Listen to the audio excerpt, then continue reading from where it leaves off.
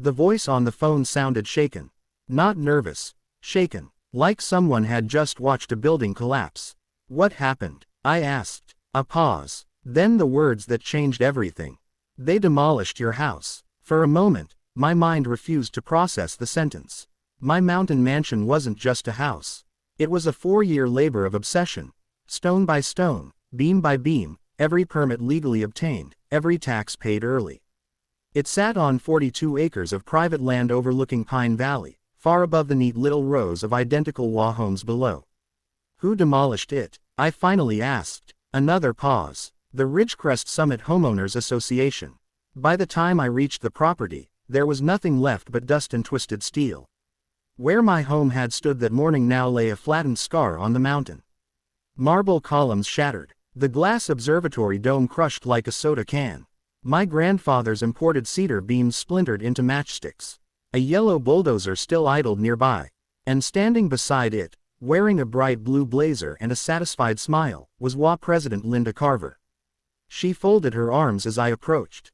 "You were warned repeatedly about unpaid association fees," she said, like she was reading from a script.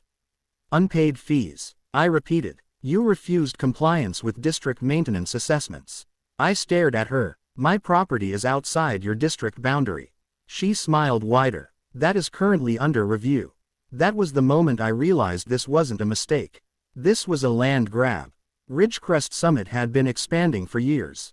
The HOA had swallowed 3 adjacent neighborhoods through aggressive zoning petitions and legal intimidation. My property was the last privately owned parcel blocking their expansion into Pine Valley's upper ridge. They wanted the land, so they created the debt. A week later, a notice had been quietly filed with the county claiming my property fell within their extended maintenance zone. They fabricated unpaid dues totaling $38,400. No hearing, no ruling, no court order, just a bulldozer, and they assumed I'd fight them in civil court like everyone else. They didn't know who I was. I didn't yell. I didn't threaten. I thanked Linda for her time and drove away. Then I made one phone call. "Activate acquisition protocol," I said. The man on the other end didn't ask questions.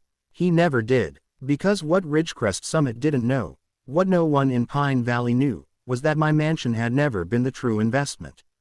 The mountain was. 22 years earlier, before Ridgecrest Summit even existed, I had quietly purchased mineral rights beneath half the valley through a holding company. At the time, it was a speculative buy. Seismic surveys hinted at a rare lithium-rich formation deep beneath the region. Back then, lithium wasn't worth much. Today, it powered the world. And Ridgecrest Summit's entire district sat directly above the largest confirmed deposit in the state. They bulldozed my house for $38,400 in fake dues. They had just destroyed the legal buffer protecting their own existence. Within 48 hours, my legal team filed a federal property destruction suit. Not against the HOA, against the county zoning authority that had allowed unauthorized demolition equipment access. Simultaneously, my company filed a mineral extraction declaration with the State Energy Commission. Extraction required one thing: immediate land use reclassification, which triggered an automatic review of all residential zoning within the extraction radius, which happened to include every single home in Ridgecrest Summit. The first emergency town meeting was chaos.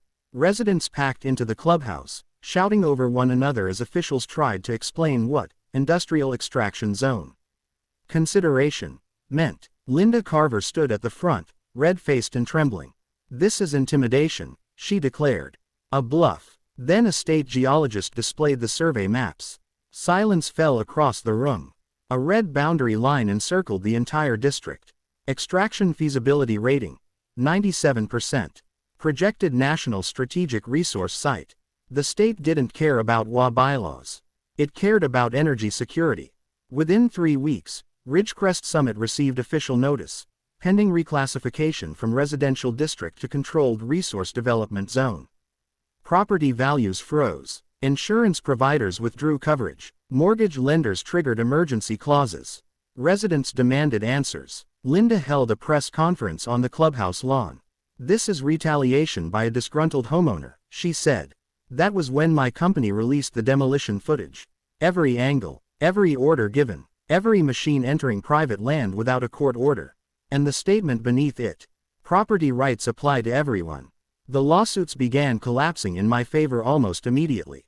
Unauthorized demolition, destruction of primary residence, criminal trespass, fraudulent zoning claim. Damages alone exceeded $18 million.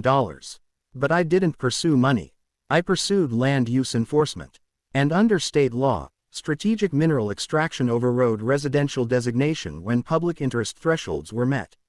Ridgecrest Summit had one defense left: petition to block extraction due to community impact.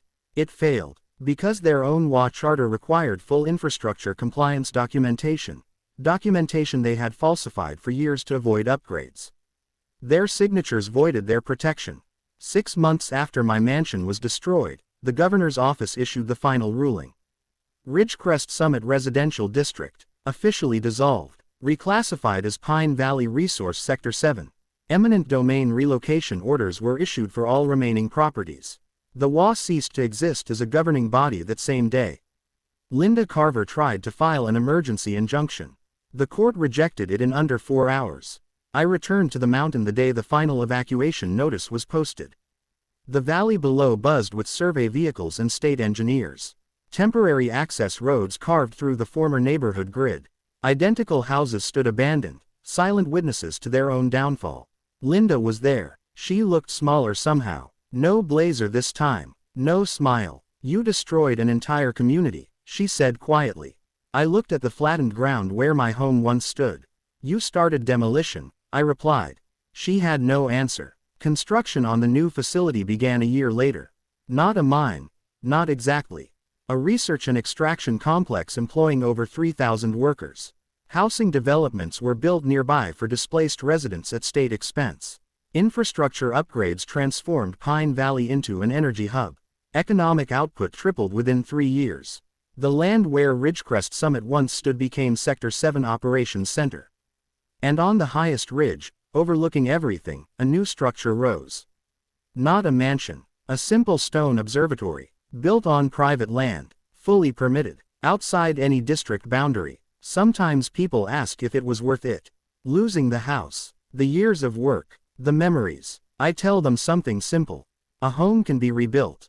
Property rights, once surrendered, rarely return. The Ridgecrest Summit HOA thought they could erase a house and take a mountain. Instead, they erased themselves. And the map changed accordingly.